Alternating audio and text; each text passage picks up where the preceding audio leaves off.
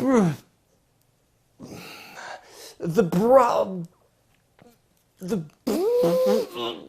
know what? Nope. Can't do it. Not doing it. Won't do it. I'm done. I'm done. I'm not doing this. Not doing it.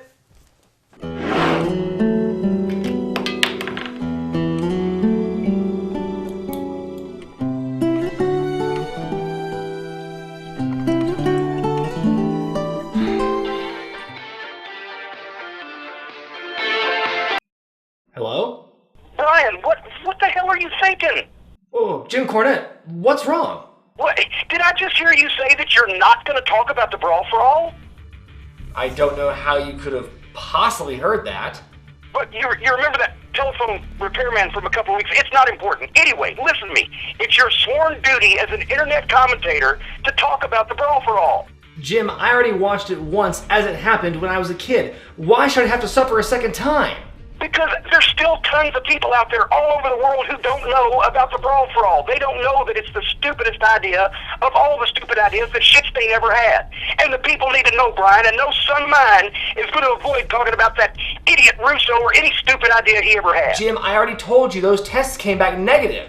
That's not important now either. The point is you've got thousands of fans out there, viewers, followers, who need you to gut that thing with a rusty fishing knife the way that only you can. And if you don't do it, what culture will? Ooh, shit. All right, Jim. You know what? It's gonna be tough, and I'm gonna hate it. But I'll do it, damn it. That's the spirit, my boy. Now, good luck. Go get 'em. Now, thank you, fuck you, bye.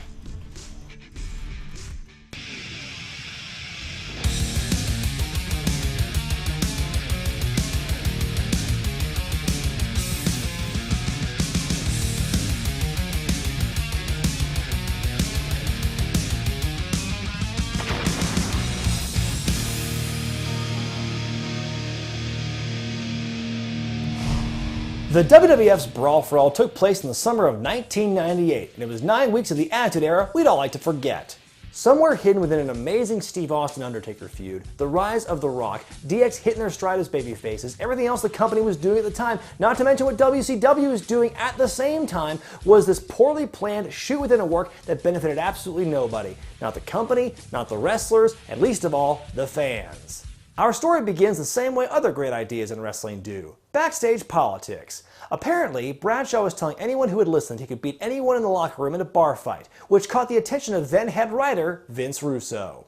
I was not a big fan of JBL personally. I thought he was a big bully. I thought he was a loudmouth. So all I had to do was sit back and hear him say he could take anybody in a real bar fight. And I said to myself, I'd love to see that. So the next thing you know, next TV session, I went to Vince. I pitched it to him and said, hey Vince, let's do this, bro. So wait a minute.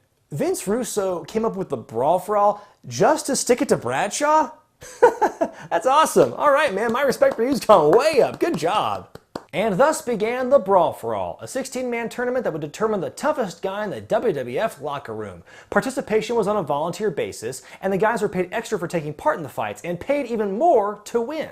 Now, on the one hand, this is kind of an intriguing concept. After all, tough man competitions can be fun to watch in a crude sort of way, and back then the company was all about crude. But the big problem with the Brawl for All as a concept was, it was a shoot.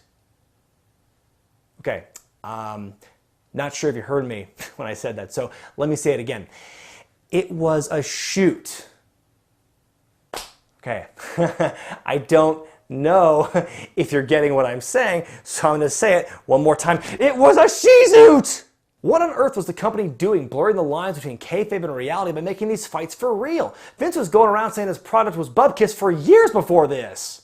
We in the WWF think that you, the audience, are quite frankly tired of having your intelligence insulted. So after years of conditioning fans that everything was a lie, things were about to get very real, and not in a good way.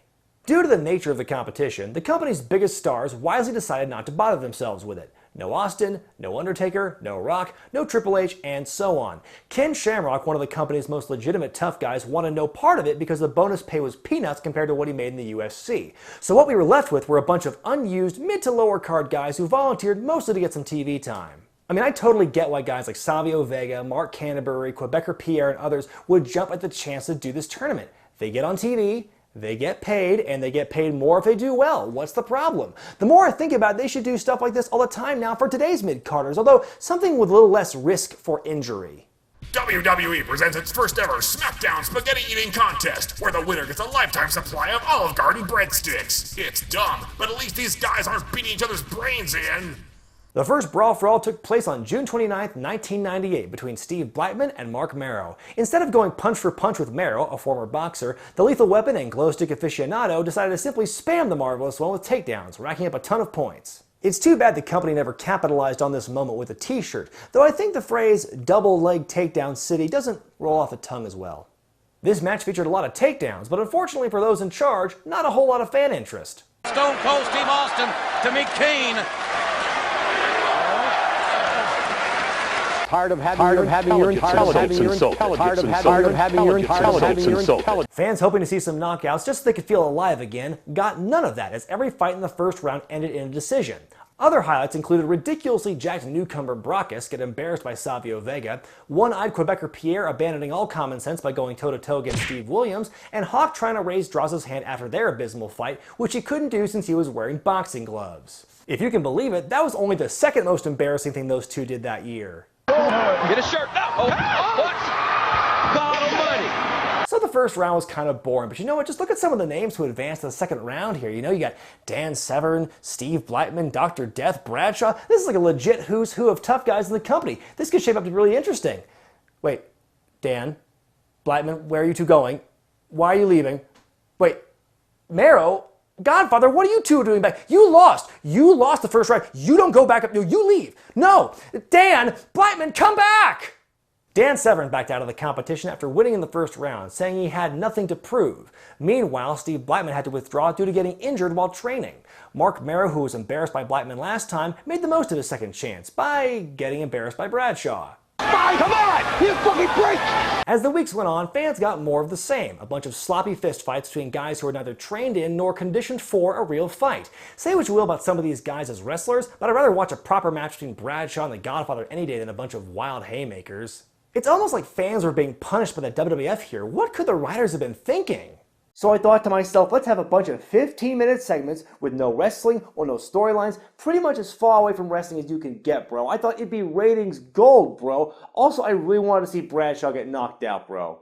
Things were looking grim for the whole series until Bart Gunn took on Steve Williams in the second round. The story with Williams is a fascinating one. At the time, Dr. Death was a 15-year veteran, wrestling mostly in Japan and for WCW. One of the most legit tough guys in the sport, Williams had a great chance at going all the way. In fact, one of wrestling's most persistent rumors is that the Brawl for All was developed specifically as a vehicle for Williams. Depending on who you talk to, upon winning the tournament, Williams would have been put in a program with Steve Austin for the WWF title. But as we've established previously, that rumor does not appear to be the case.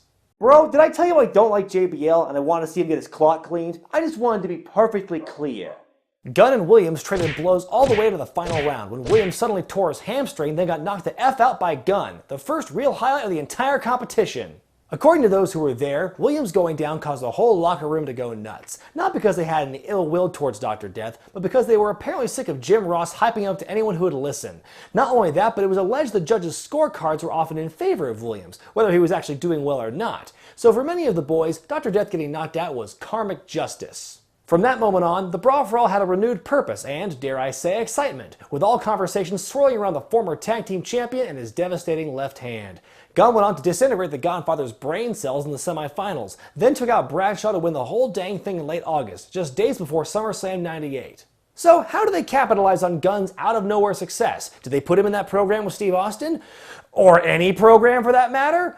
No, they let him sit home for the rest of the year, never to be mentioned the entire time. That's one way to build a star. The WWF pretty much did dick all with Gunn after winning this big fancy tournament, showing up only a couple of times in 1999. The first was in a match against Bob Holly for the Hardcore Championship that ended with him getting beaten up by Dr. Death in a kabuki mask, getting beat up again by Dr. Death, then having a much ballyhooed fight against Butterbean at WrestleMania 15, which had all the makings of a classic. 27 seconds left. Oh, there's the right hand, folks. It's over. Goodbye. It's over. You're going to appreciate this, bro. Then I thought to myself, what would be better than a bunch of wrestlers fighting each other for real? Having one of those wrestlers take on a guy with actual boxing experience, bro. I hate JBL. And that was the Brawl for All. All told, this tournament ended up with a net half-point dip in the ratings, 5 wrestlers getting injured, others cast into obscurity, lots of money wasted on bonus pay and medical bills, and perhaps worst of all, the winner of the whole damn thing being thrown to the wolves on the company's biggest stage. At least one guy in the tournament managed to eke out a nice career for himself. From top to bottom, the Brawl for All was a disaster. The WWF confused the message by shoehorning these real fights in with all the stuff that was a work, which confused any remaining fans who cared about the tournament to begin with. The wrestling business is undoubtedly a work, but the people involved in it are still alphas. So when you suddenly have them fighting for real pride and ego and money, what was once business now becomes personal. So when the Brawl for All happened, all it did was create bad blood between the wrestlers, then all the injuries, and worst of all, a complete lack of forward progress in their careers. Nothing was gained by this, by the company or the wrestlers. The Brawl for All was never done again, and for that matter, almost never mentioned again after WrestleMania 15. In the end, it's just one of those many creative failures in the annals of pro wrestling. But for the sheer scope of it all, for the amount of TV time it took up, for the anomaly of how bad it all was compared to most of the other compelling stuff going on at the time, and for its complete and utter pointlessness in the end, the Brawl for All is truly one of the worst ideas in all of wrestling. Be sure to thumbs up this video if you like it, comment below, subscribe to Wrestling with Regret, and buy the t-shirts at ProWrestlingTees.com. I'm Brian Zane. I'm gonna get that drink.